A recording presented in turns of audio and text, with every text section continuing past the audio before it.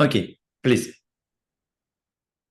Okay, thank you very much. Thank you very much for the invitation to give a talk at your seminar.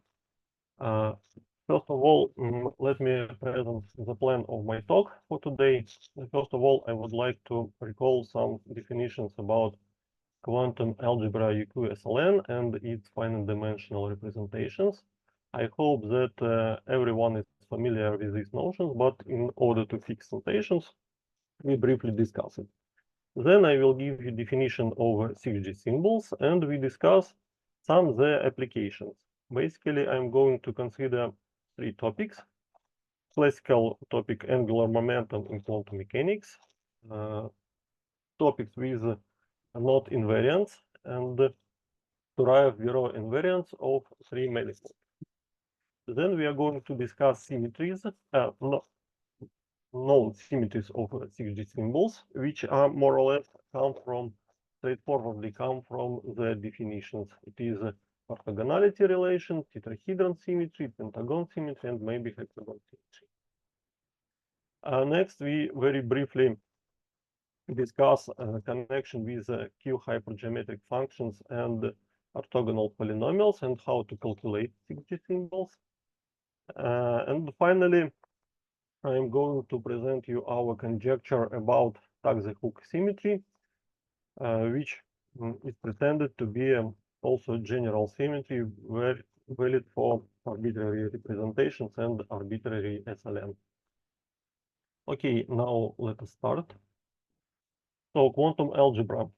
The quantized universal enveloping algebra UQ-SLN is defined by generators E, F, K, and K inverse, and subject to the relations which are given by these formulas. So the last one is nothing but generalization of Serre identity. Here it includes Q binomial coefficients, which are given in terms of Q numbers and Q factorials. The definition of Q number is given here. Q factorial, it is a product of corresponding Q numbers. So relation number 2 and number 4, it is a generalization of usual commutator relation.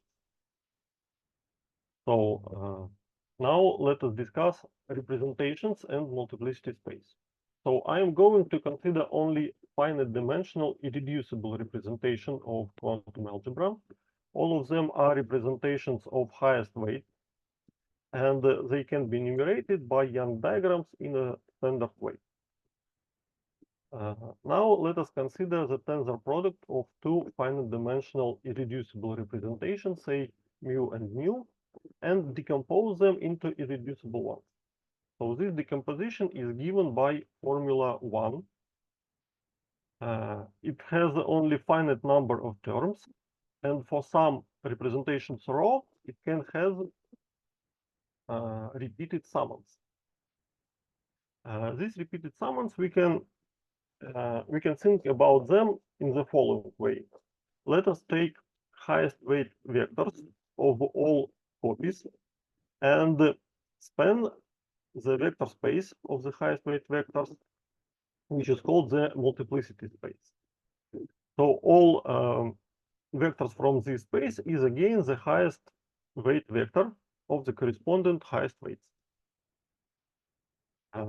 The dimension of this multiplicity space equal to the number of representations rho in this decomposition. If M is one-dimensional, then the representation is called multiplicity free. So formula 2 is a decomposition for very well-known case of SL2 algebra. For SL2, we see that there are no multiplicities, and it is a great simplicity for SL2 in contrast to the higher ranks. Okay, let's move further. Also, I need the notion of quantum dimension. Let ρ be a half sum of all positive roots of algebra SLN, and I'm going to express them in terms of simple roots given by formula 4. Then the coefficients and I'm using to construct such element K2 given by formula 3. Then I'm defining the so-called quantum trace. It is a trace over representation mu of identical operator times to this element K2 given in this representation mu. When Q equals to 1, this quantum dimension equals to ordinary dimension of representation.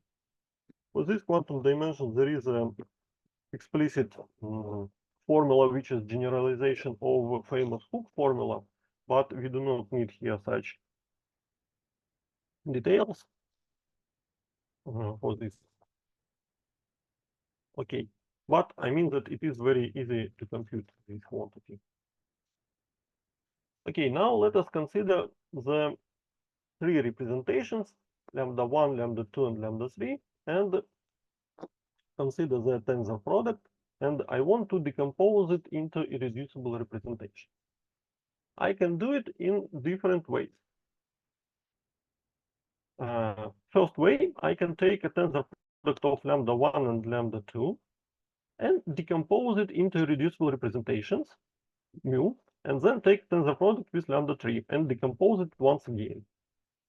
I get formula 6. On the other hand, I can take representation lambda 2 with tensor product with lambda 3, decompose it, and take a tensor product with lambda 1. Then I get decomposition given by formula 7. Associativity of tensor products implies that these decompositions are isomorphic to each other. So the isomorphism is given by a rotation matrix. I denote it U. It is convenient to illustrate this decomposition by the following picture, by these two graphs or these two trees, as you wish. So left tree tell me that I take a fusion between lambda 1 and lambda 2 and get some intermediate representation mu with some multiplicity m1. Then I take a fusion with lambda 3 and get representation rho with some multiplicity m2. On the right graph, I take fusion of lambda 2 and lambda 3, and with some multiplicity m3, I take representation mu. Take again tensor product with lambda 1, and with some multiplicity m4, get a representation rho. So mu and mu now are completely different representations. So, but these decompositions determine different bases in representation rho. So the rotation matrix of one basis into another one is called Racah-Wigner matrix. Sometimes I'm sorry. So could we think about just about the highest weight vectors in each representation? Yes. So that's the case. So it is the rotation matrix between special highest weight basis for such representation. Right. Yes. Is there some physical interpretation of this rotation map? What do you mean physical? Is it measurable? Does it represent to some physical quantities, some interesting physical quantities?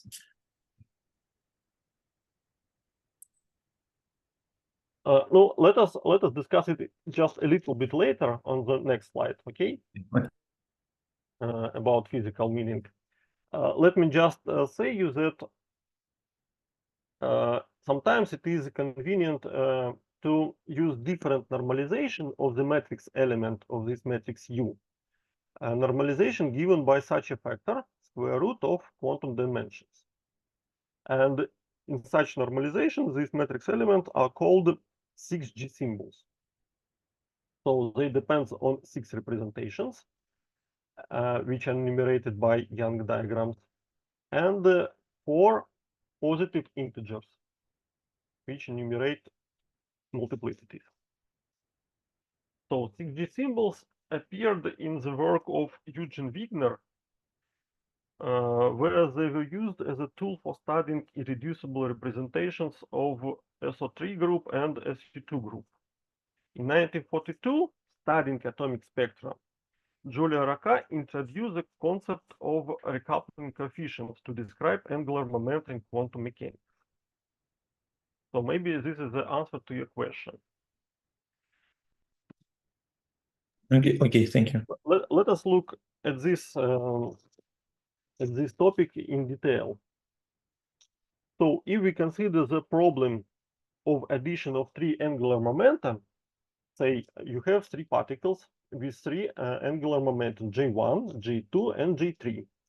And they are added into resulting momentum J capital. Then the state of the system is not uniquely defined by this data, because the state of the system depends on the coupling scheme, how you make a fusion between these three particles. And the wave functions of the corresponding coupling schemes are related precisely by Racah-Wigner matrix. So if you have wave functions, you can measure its amplitudes. Well, and they are related by this rotation matrix. 6G symbols are used in generalized theory of angular momentum to describe complex systems such as atoms, nuclei, molecules, hadrons, and so on. But also there are more exotic examples to use 6G symbols. Namely, let us consider two of them, not invariants and invariants of three manifolds. Let us consider not invariants.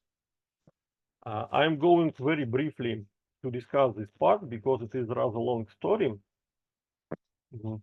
but I'm going to skip almost all details. So note it is an embedding of a circle into three-dimensional space, Euclidean space, say R3. Two nodes are called equivalent if they are ambient isotopic. There is a Reidemeister theorem which states that two nodes are equivalent if and only if the planar diagrams are related by the finite sequence of Reidemeister moves. All Reidemeister moves are illustrated here on the picture. Planar diagram, it is nothing but a two-dimensional projection of the node on the plane. Now, how to construct invariant of the node? I do the following. I am considering a braid group, and I want to construct representation of the braid group. I associate vector space with each strand and define invertible linear operators, R1, R2, and so on, by the following. On all strands, I associate identical operator, except strand I and I plus 1. Here I put universal R matrix, given by formula 12, and a flip.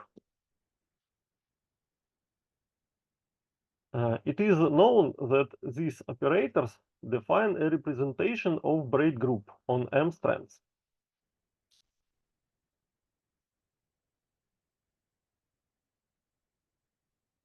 So I get the following. I have a braid, and in order to get a knot, I take a closure of the corresponding braid. Operators R1 and 2 and so on already satisfy second and third Reidemeister moves because they are invertible and it is satisfied by second Reidemeister moves. And since I use universal R matrix, the third Reidemeister moves is also satisfied because it is nothing but a Young-Baxter equation. The only thing which I need to care now, it is just first Reidemeister move. In order to satisfy it, I should to consider quantum trace.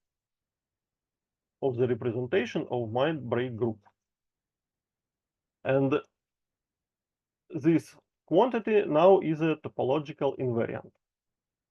If I consider not, then after the closure, I get only one component, and it means that all representations should be equal to each other, and define it, denote it like V lambda. So this invariant depends on different representations lambda, which is a coloring of my node. It depends on two variables, q and a. It is a q to the power of n, and it is a polynomial in these two variables, q and a. So actually, it is possible to define these invariants for different algebras and different representations. But in the case of EQSLN, this invariant is called colored Homfle-Petit polynomial.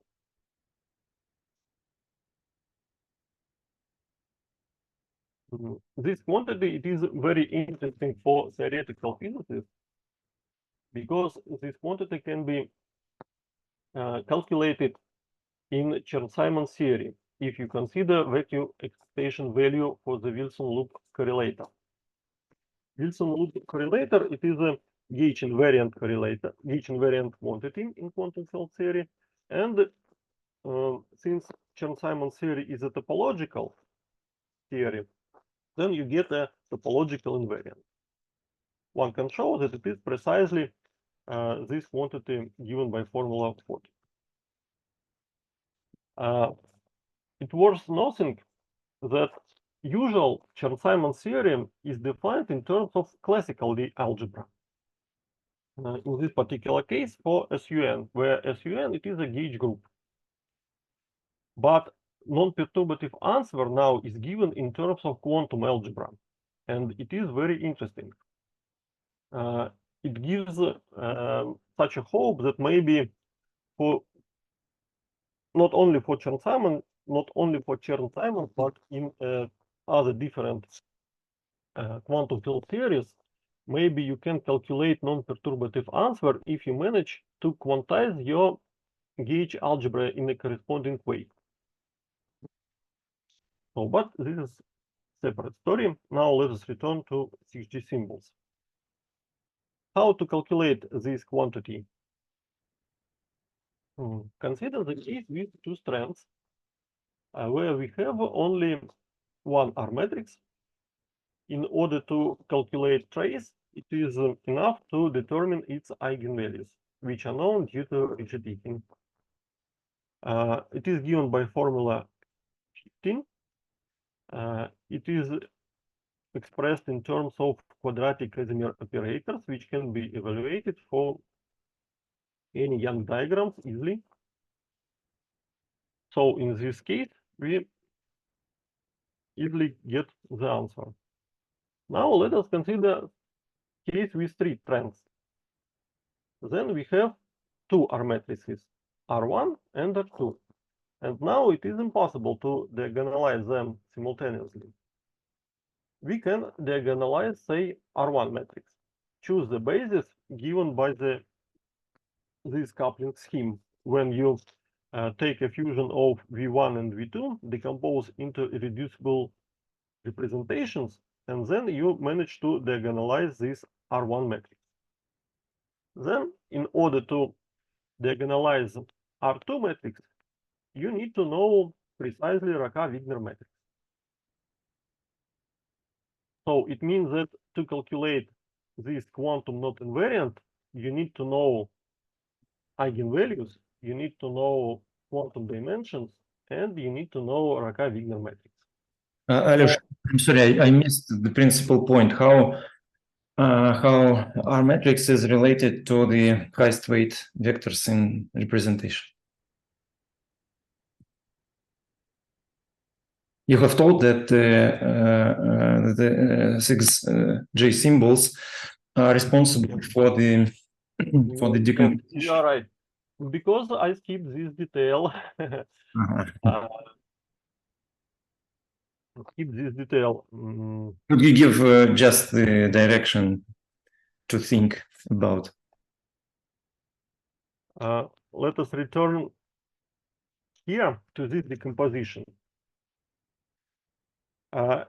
If you take a decomposition into reducible representations, then our matrix acts trivial, it acts as a scalar in this module V, but it acts non-trivial in this multiplicity space. And it is possible in that formula to separate these two stories.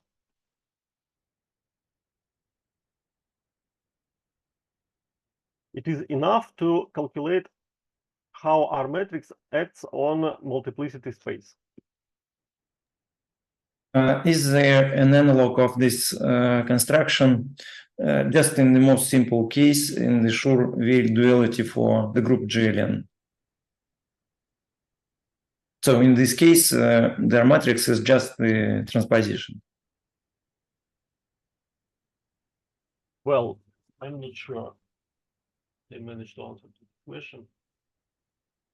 Well, actually, this construction is it is rather simple, and if we had a blackboard, I managed to write a few formulas to explain it. So, but principally, you say that this question of decomposition of the product of highest weight vectors is controlled by the eigenvalues of the R matrix. Yes. It follows from the fact that our matrix commute with co-multiplication. Mm-hmm. And from this fact,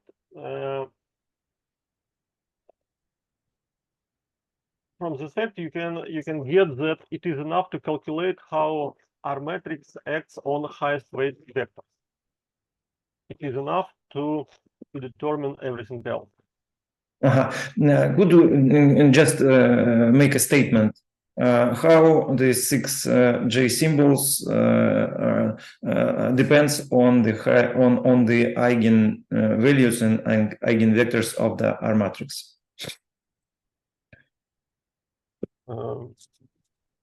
Just an expression how 6J symbols is expressed via R matrix. No, actually, 6G symbols are independent on eigenvalues of R matrix. I mean that here we consider R2 matrix in that basis where in the basis of the left-hand side picture. And in this basis, I can diagonalize only R1 matrix. In order to diagonalize R2 matrix, I need to switch basis to the right-hand side picture. And here I can use the R2 matrix. So 6G symbols only switch the basis. Okay? Okay. Okay, please continue. Also, I promised you a topic about Turaev-Viro invariants, but let us discuss it a little bit later. I need just to give more definitions about these symbols. Now let us discuss symmetries of 6G symbols. The various properties and values of quantum 6G symbols are known for SL2 quantum algebra due to Kirillov and Reshetikhin, but much less is known for higher ranks. Nevertheless, some properties and relations for them are known for arbitrary n. Let us briefly discuss some of them. The most evident is the orthogonal relation. So by definition, Racah-Wigner matrix, it is a rotation matrix it is a transformation matrix from one orthonormal basis to another one. So it should be orthogonal. In terms of 6G symbols, this orthogonality relation given by this formula 16, where D is now quantum dimension. Also, there is a so-called tetrahedral symmetry. Let us define it. First of all, let us consider the case of SL2. where all representations enumerated by one row diagrams, Young diagrams, and the number of boxes precisely is equal to J. So the tensor product rule is given by this triangle relation. Then we can associate 6G symbol with the tetrahedron in the following way. Tetrahedron has 6 edges, and we have 6 representations. All of them correspond to 6 integers. It is our length of our edges. Also, we have in tetrahedron we have 4 faces. That is 4 triangles. These triangles are given by 4 fusion rules in our 6G symbol. Look, for example, let us consider representation J12. It belongs to tensor product of J1 and J2. Then, according to this rule, it should form it can form a triangle. Look, J1, J2, and J12. Let us consider, for example, J123. It belongs to tensor product of J12 times J3. So these triple representations can form its own triangle. J12, J3, and J123, and so on. So we can associate tetrahedron with 6G symbol. Now tetrahedron has 4 vertices. Let us permute them. Then we get 24 different tetrahedrons and corresponding 6G symbols. So tetrahedral symmetry means that 6G symbols are invariant under these permutations. Okay.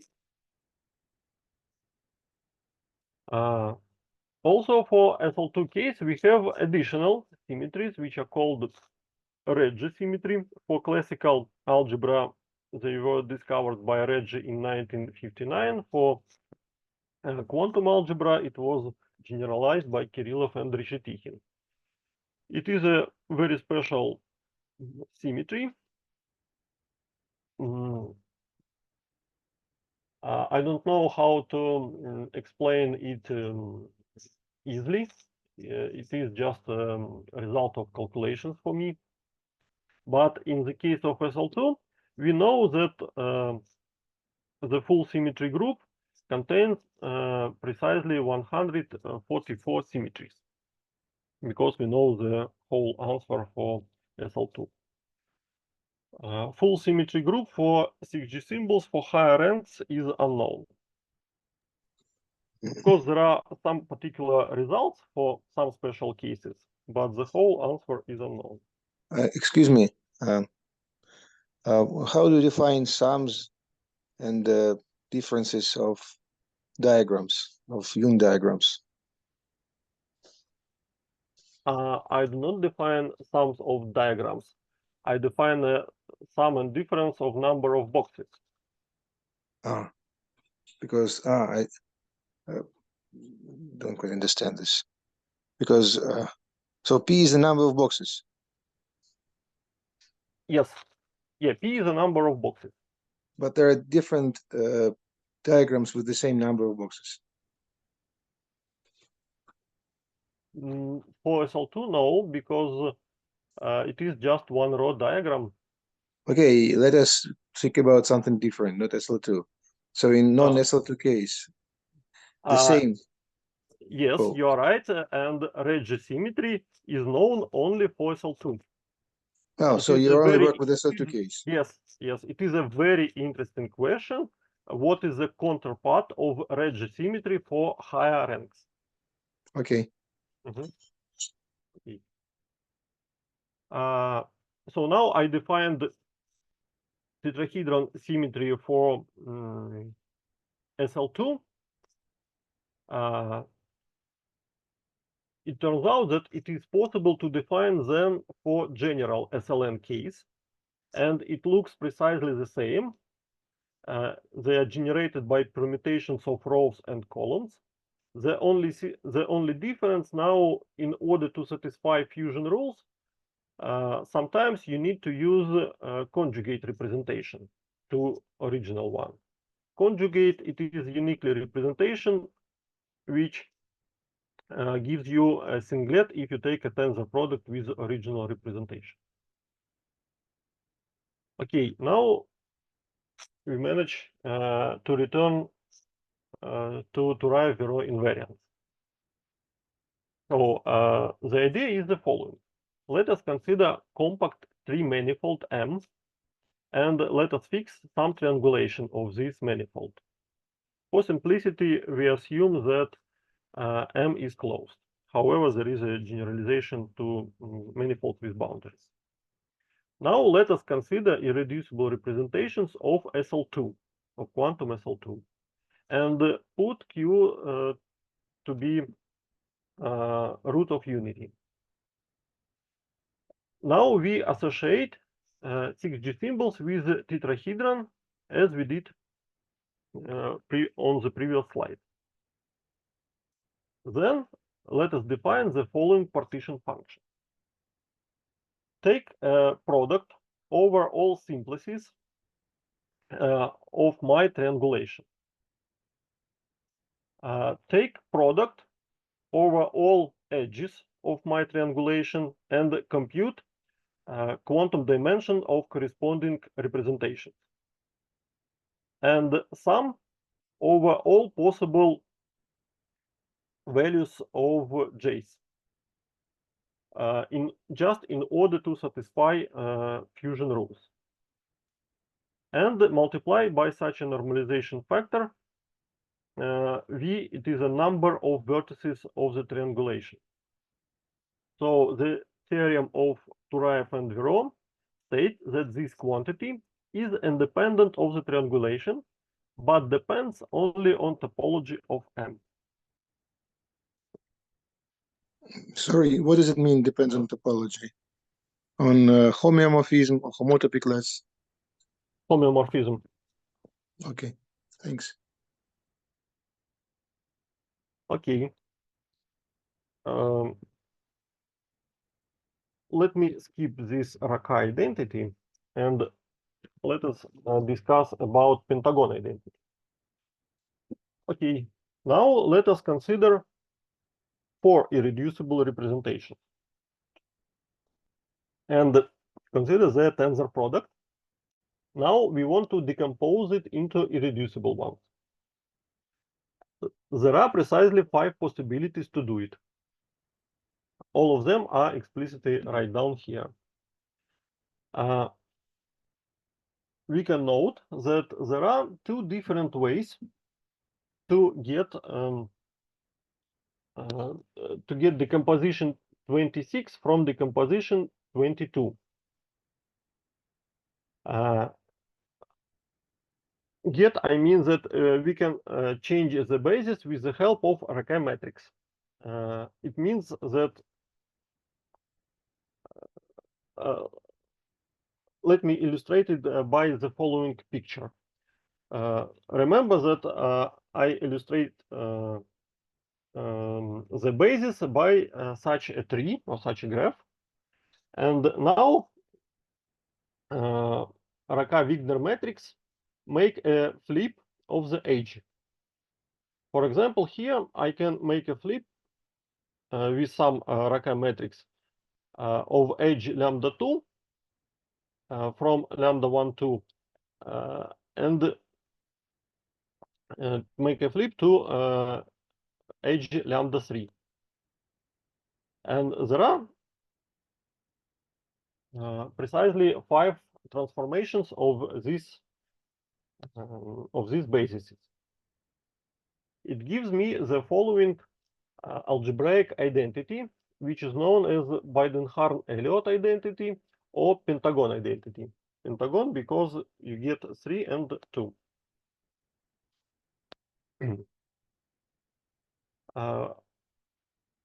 There is a very important theorem due to Butler, which allows you in general to compute 6G symbols.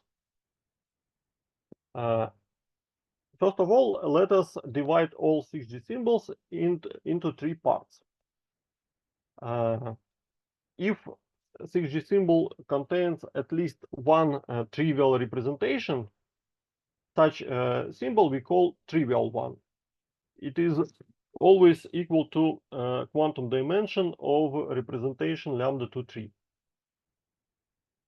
If 6G symbol contains at least one fundamental or conjugate to fundamental representation and does not contain singlet representation, such 6G symbol we call primitive.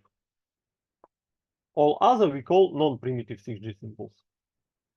So theorem states that non-primitive 6G symbols can always be converted to primitive one with the help of pentagon identity.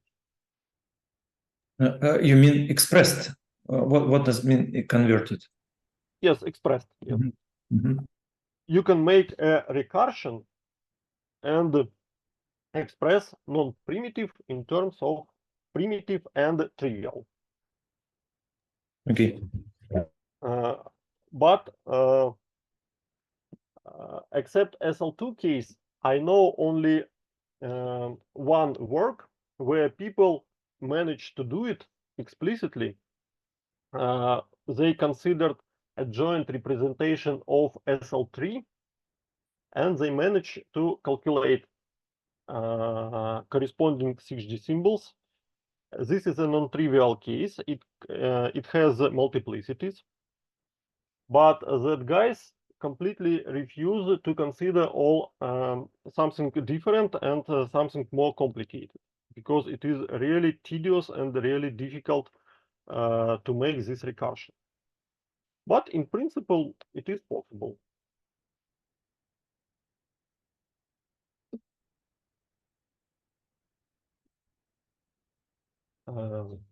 Okay, now let us briefly discuss which explicit answers are known for 6G symbols. So for SL2 case, quantum SL2, there is a whole answer which is given by this formula. It is a hypergeometric series. You can see that everything is expressed in terms of q factorials. Here we have a finite sum, because for grade k, some factorials in denominator give you zeros. So from this hypergeometric formula, we can restore a full symmetry group and find the Racah symmetry, find the tetrahedral symmetry, and some other properties. For higher ranks, the only general answer was given by Sigitas Ališauskas in 1995. He considered 6G symbol when two representations are symmetric. They are given by Young diagram with one row, and all other representations are arbitrary. It is very easy to show that this 6G symbol is always multiplicity free. And Ališauskas managed to find explicit answers, which is much more complicated than this one, but it is also some hypergeometric series, but more involved. I do not illustrate it here. So it is only what we know for some general cases. General, I mean that when at least one parameter is arbitrary, at least one diagram is arbitrary. Of course, we know some explicit answers for some specific cases. When you take a very specific Young diagrams, then it is possible to calculate, but it is just very explicit answer in terms of Q functions, but nothing parametric formulas are known. Okay. I think that I should skip some details about pentagon identity and its relation with Q hypergeometric series. Maybe we can return it later. Now I would like to discuss about Tug-the-hook symmetry. So this is the following. We should take a Young diagram and place it inside an appropriate fat hook. The width of the arm of this hook is k plus m. Width of the leg of this hook is m. Then we parameterize the first k rows as usual by their length. The rest rows are parameterized by shifted Frobenius variables as given by formula 41. Then Tug-the-hook transformation pulls in the Young diagram inside the fat hook according to formula 42. Now it is a nice formula. On the picture, it means precisely the following. I pull the Young diagram to the left or to the right. If I pull to the left, it corresponds to positive epsilon. If to the right, it corresponds to negative epsilon. Note that the number of boxes now are different after this transformation. I remove this one column and I add here one row. So such transformation. We have the following conjecture. Given arbitrary irreducible finite dimensional representations of quantum SLN, then Racah coefficients are invariant under the Tug-the-hook transformation.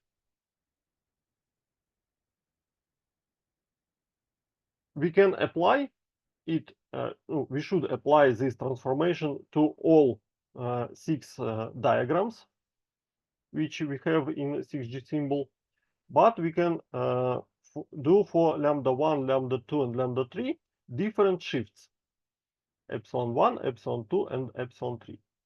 However, we have to place all these diagrams inside one and the same fat hook, K plus M, M. So if it is possible to do, then the transformation is defined, and conjecture tells me that Racah coefficients should be invariant under this transformation. I should emphasize that this symmetry is completely unseen in the case of SL2, because at the simplest case, we need to consider a Young diagram with 3 rows, which does not correspond to any representation in SL2. So what does support this conjecture? We have several evidences for this symmetry. First of all, this symmetry can be derived from, this conjecture can be derived from different conjectures, which we called eigenvalue conjecture, but which we managed to prove for some particular specific cases, at least for SL2, which is non-trivial for SL2, and for some multiplicity free cases for higher ranks. Also, Tug-the-hook symmetry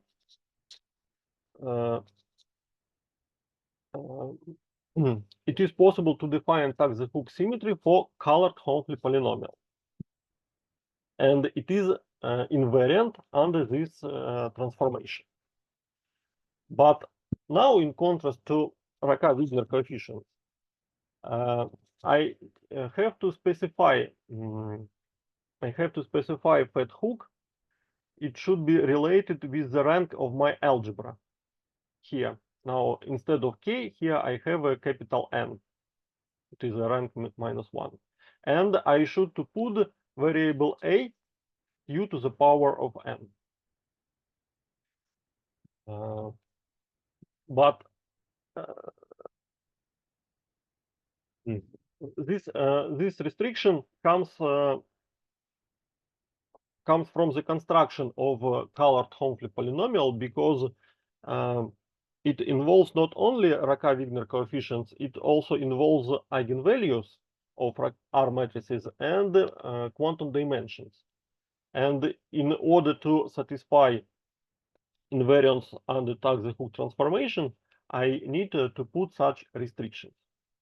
However, it is very non-trivial symmetry for Hornfly polynomial, and we managed to prove this symmetry for colored Hornfly polynomial. So we consider it is a rather strong support for our Tug-the-hook symmetry for Racah-Wigner coefficient. And the last point is that we managed to calculate some non-trivial examples for 6G symbols with multiplicities, which turns out to be invariant under this Tug-the-hook transformation. Here I illustrate one example.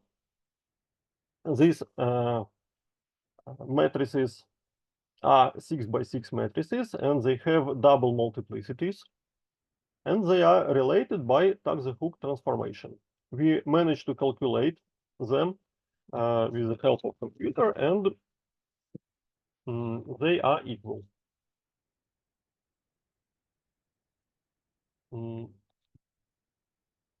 So this is the end. Thank you for your attention. I'm sorry for the technical problems at the beginning. Thank you very much. Very interesting. Please, are there any questions?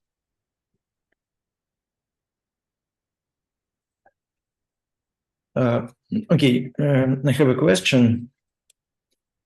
So in the definition of Turaev-Viro invariant, you could consider an analog with a boundary. Yeah. And in this way, in fact, you can obtain an operation, an algebraic operation. It is known as the 3 algebra, if I'm right. Have you heard about this approach? Unfortunately not. Ruth Lawrence, she have written a paper about it. But principally it is the same construction. It defines some 3 operation on the boundary components. So my question would be if there is an interpretation of this operation in terms of the corresponding quantum algebra, which gives the values of such coefficients. But if it is not, Yeah. if Unfortunately, I don't know. Okay. Actually, I never tried to calculate Turaev-Viro invariants, but I know that it is possible to do. So they have a lot of examples, and you can get very explicit answers for them. It is possible to do it, but I never tried to do it by hands. Also, it is very interesting. I never see in different papers, but the counterpart of this formula to higher ranks, because it seems that it is possible to define it. For higher ranks should be everything similar. You can associate 6G symbols with tetrahedrons. You can everything compute. No, at least for something. But I never saw even the definition. They always restrict SL2. I don't know. Maybe they understand that something will be broken in higher ranks. Okay. Have you ever heard about some generating functions of 6J symbols? Yes, for SL2, they are known. It is known, the generating function. I forget its expression, yes, but I saw it. Is it But for some hierarchies, integrable hierarchies, does produce some tau functions? Well, I don't know. I don't know. Alyosha, thank you very much. Very interesting. I hope we could continue this discussion. Yeah, thank you very much. Thank you. We stop here. Good evening. Bye.